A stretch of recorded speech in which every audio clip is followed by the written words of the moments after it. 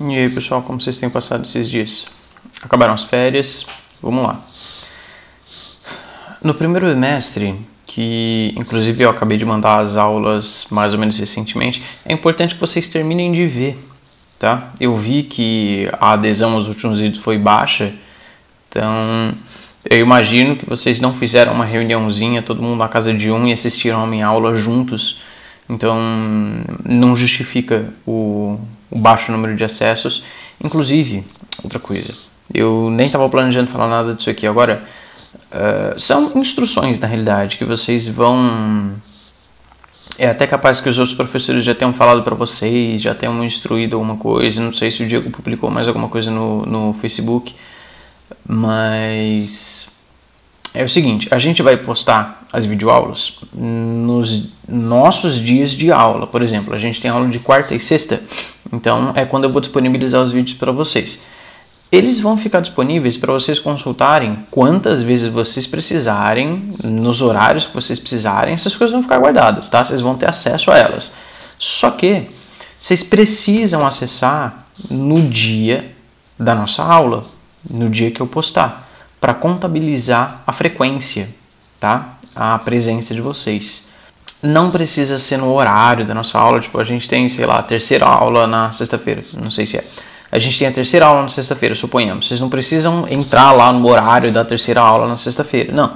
Vocês podem ver, vocês podem fazer essas coisas no horário que for mais conveniente, que for possível para vocês. Dependendo da dinâmica familiar de vocês em casa, não sei, vocês têm que dividir o computador com seus pais trabalhando, ou com o irmão fazendo aula também, sei lá. Aí fica a critério de vocês, só que tem que ser no dia que eu postar a aula, ou no dia que a gente tiver aula, eventualmente, tá? No bimestre passado, a gente viu a Primeira República no Brasil, a Primeira Guerra Mundial, aí em seguida a Revolução Russa, e por fim, essa última parte, vocês não podem deixar de ver os vídeos. Eu contraindico fortemente que vocês entrem no segundo bimestre sem ter feito as últimas aulas que eu postei, que a gente inclusive não conversou em aula, só começamos a conversar muito brevemente sobre a crise de 29 em sala de aula, e aí a gente parou tudo. Mas é muito importante vocês terem esses conteúdos logo depois da Primeira Guerra, que acabou em 1918, então se estenderam os anos 20, e nos anos 30 a coisa começa a dar problema, que vai desembocar na Segunda Guerra em 1939, que é o objeto do nosso estudo na primeira unidade dessa segunda apostila, que é enorme, enorme. Tem muito conteúdo para uma unidade só. Eu vou dividir em várias aulas, vou fazer provavelmente, possivelmente, na medida do possível, né? Fazer um esforço para gravar vídeos pequenos para tornar minimamente palatável, inteligível, mais fácil para vocês entenderem e acompanharem esses assuntos, porque são muitas coisas. Então eu vou gravar tipo um vídeo para cada assunto e aí eu vou mandando aos poucos para a gente ir vencendo essas etapas aí. Mas então a gente viu que no início dos anos 20 os Estados Unidos estavam numa ascensão vertiginosa, financiando a reconstrução da Europa, que ficou completamente arrasada pela guerra, até que tropeçou e caiu, se esborrachou na crise de 29, que levou o mundo todo para o buraco junto com ela. Então, nesses anos 30 é que emergem o Partido Fascista na Itália, o Partido Nazista na Alemanha.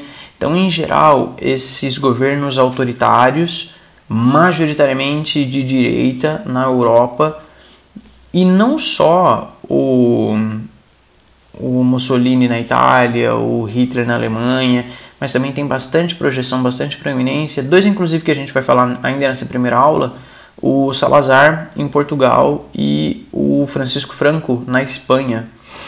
Mas então, muito bem, Segunda Guerra Mundial. Tal qual todos os nossos outros assuntos, a gente começa a falar de um determinado evento pelos seus antecedentes. O que aconteceu antes que levou a tudo aquilo? Na verdade, tudo isso que eu acabei de falar, que estão nas duas últimas aulas que eu postei para vocês, que inclusive eu dividi em duas partes. Ele ficou grande e eu dividi em dois ainda, vocês imaginem. Então, até por isso, eu pretendo dividir em fragmentos esses nossos próximos assuntos. Então, muito bem, antecedentes da Segunda Guerra.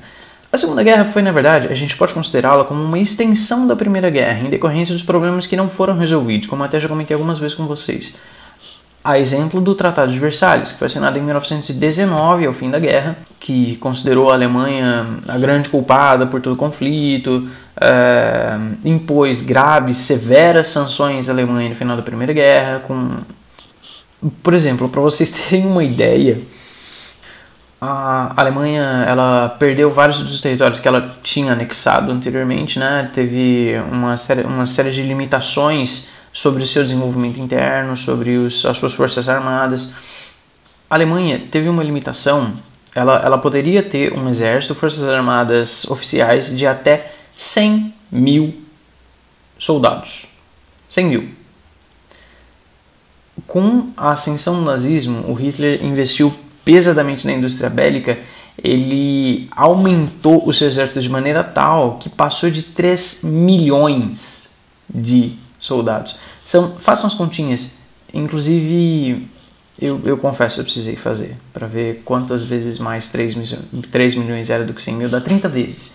30 vezes mais, pelo menos, porque foi mais de 3 milhões de soldados, de pessoas. Enfim, então, com o Tratado de Versalhes e essas sanções alemãs no final da Primeira Guerra, com a ascensão do nazismo, o Hitler rompeu com o Tratado de Versalhes, reestruturou as forças armadas, ampliou o exército e lembra aquela listinha de atributos dos governos dos partidos autoritários que eu falei para vocês?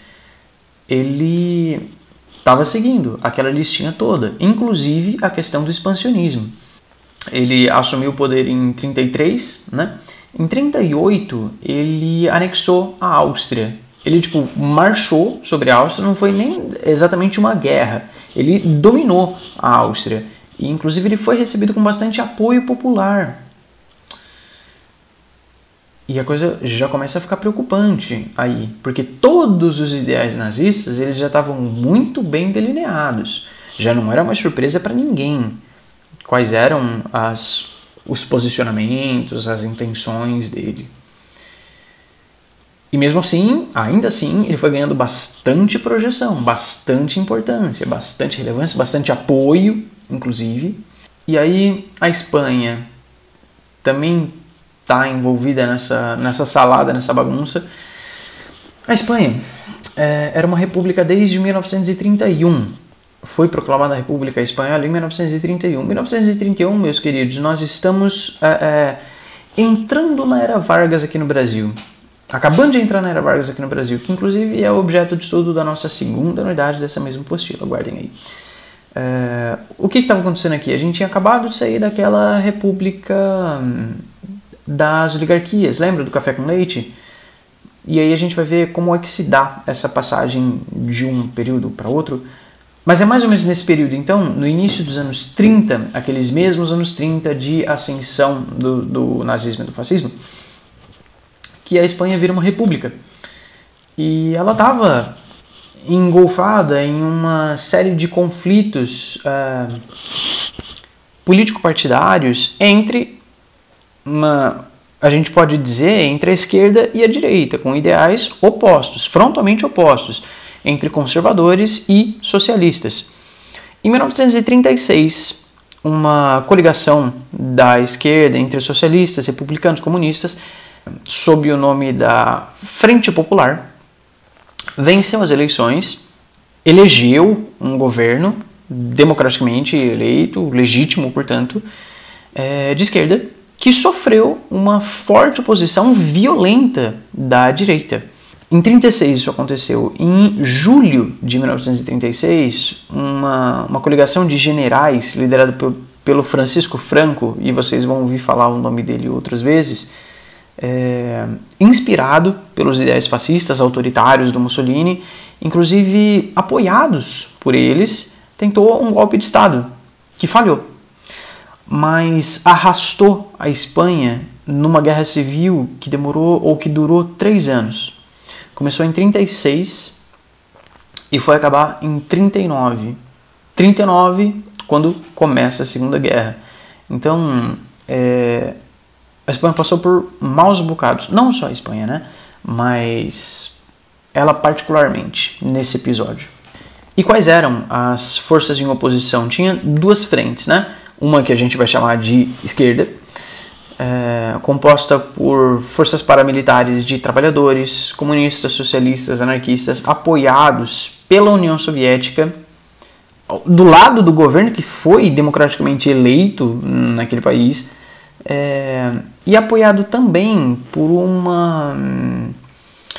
uma sociedade internacional chamada de brigadas internacionais, que eram soldados voluntários de outros países que se alistavam para ir lutar na Espanha, apoiar essa causa. Foi um movimento bastante importante, de grande monta, inclusive. Puxa vida, a gente podia gastar uma aula falando dessa Guerra Civil Espanhola, mas é só um adendo aqui para iniciar. Gente, a gente tem tão pouco tempo para trabalhar com esses assuntos que são tão complexos, tão detalhados, sabe? Enfim, então tinha esse lado da balança e do outro lado tinha as forças da direita, né?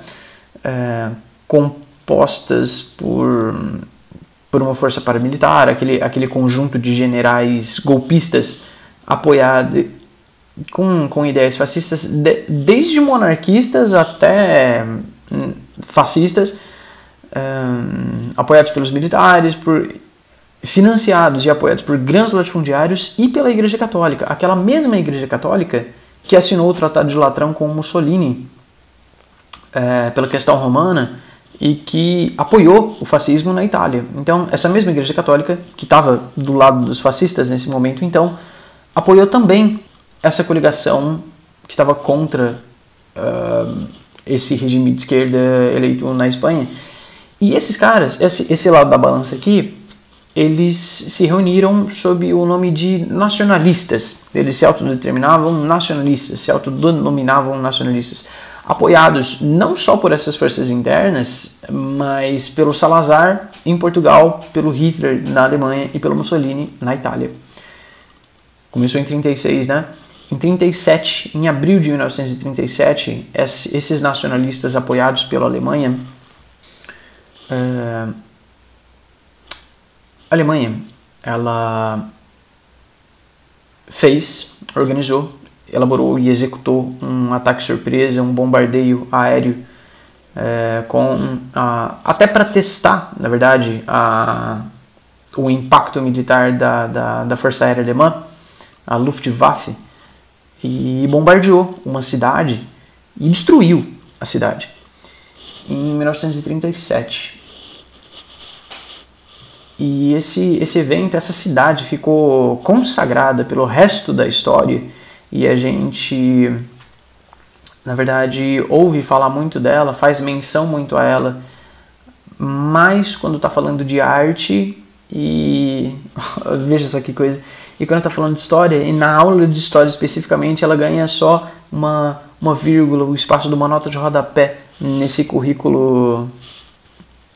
Bom, ela foi eternizada num painel, numa pintura muito famosa, feita por um pintor muito famoso.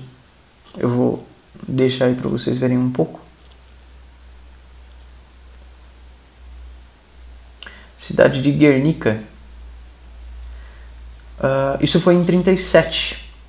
Em 39, em março de 1939, no começo do ano, os nacionalistas venceram, subjugaram o governo eleito,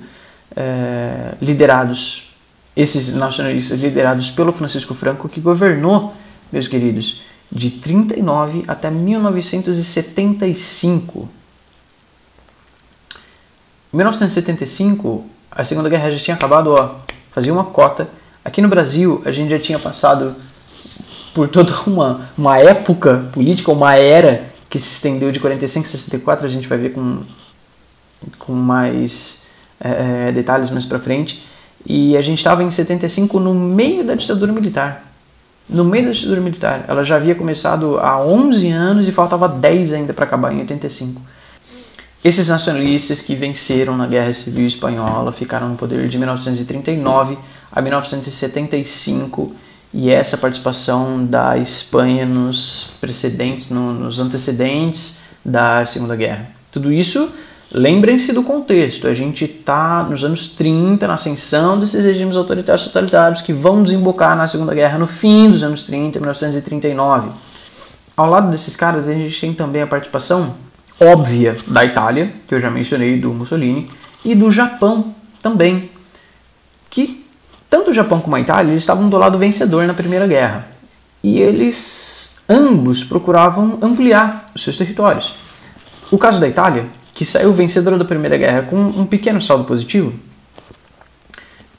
e com a ascensão do fascismo, com Mussolini, ele aparelhou o Estado, investiu no exército e se lançou, seguindo aquela listinha que eu já listei para vocês, que eu já falei para vocês, se lançou nas expansões territoriais também, começando pela Itália, começando pela África. Ele invadiu a Somália em 1936. Em 1936 invadiu a Etiópia. E o Japão, que a essa altura do campeonato já era considerado uma potência tecnológica e econômica do Extremo Oriente, ele de fato tinha essa projeção, só que ele sofria com a falta de recursos naturais, que o Japão é uma ilhotinha, um cocôzinho de mosca. Vocês veem no mapa, eu vou ver se eu ponho um mapinha aí da ilha do Japão, que está imbricada no meio de um monte de placa tectônica, tem sempre terremoto, tsunami. Então, o Japão, apesar de ser uma potência econômica e tecnológica, ele tinha poucos recursos naturais que procurava suprir com essa expansão territorial. Quem foi que se deu mal nessa? Principalmente os seus vizinhos mais próximos, né? Sobre os quais o Japão estendeu os seus tentáculos e abraçou ele sob a sua égide. Eu gosto dessa palavra, vamos pesquisar o que é isso. Então, a gente tem uma aproximação desses três por esses ideais parecidos, semelhantes. Inclusive, um dos itens naquela listinha dos governos autoritários que eu falei para vocês era o anticomunismo, que era eleito como o inimigo comum desses caras, né? Então, já ao longo desses anos 30, a Itália, o Japão e a Alemanha, eles meio que se uniram numa aliança que a gente vai chamar de eixo Roma, Berlim, Tóquio, que são as capitais desses três países, né? Da Itália, da Alemanha e do Japão. Então aqui a gente tem delineado um lado que vai figurar nesse grande palco que está se paramentando, está ganhando seus últimos adereços, está se montando aí, se organizando para estrelar uma peça que vai durar por mais 6 anos, de 39 a 45, que a gente vai dar o nome de Segunda Guerra Mundial. E tem muitos outros personagens, muitas outras situações, muitas outras histórias paralelas sobre as quais nós conversaremos nos próximos capítulos. E olha só que engraçado, eu fiz aqui uma alusão ao teatro e tinha me esquecido que eu ia propor para vocês umas encenações. Vocês lembram disso? Eu vou pensar. Eu falo isso, né? Eu vou pensar e não pensei ainda, não mandei para vocês. Mas não sei se é possível vocês trabalharem com isso em casa, se a gente vai ter que esperar voltar para a escola para ver como que vocês se organizam e pensam em fazer isso. Se vocês tiverem sugestões também, podem falar. A gente conversa, a gente se organiza e vê como que faz isso. De vocês fazerem cenas. Encenar realmente algumas... Não vou dizer uma peça inteira, mas uma cena. Nem que seja uma cena. Sei lá... uma cena de uma batalha dentro de uma trincheira ou numa reunião diplomática, ou sei lá, um general está fazendo um discurso para o seu exército que vai marchar para frente de batalha, qualquer coisa desse gênero aí. Só que tem que ficar muito claro, muito específico as particularidades desse momento histórico, né? Não é uma brincadeirinha sem propósito. Vamos amadurecendo essa ideia. Aí se vocês tiverem qualquer coisa a acrescentar, mandem pra mim, a gente vai conversando, tá? Até mais, a gente vai se falando.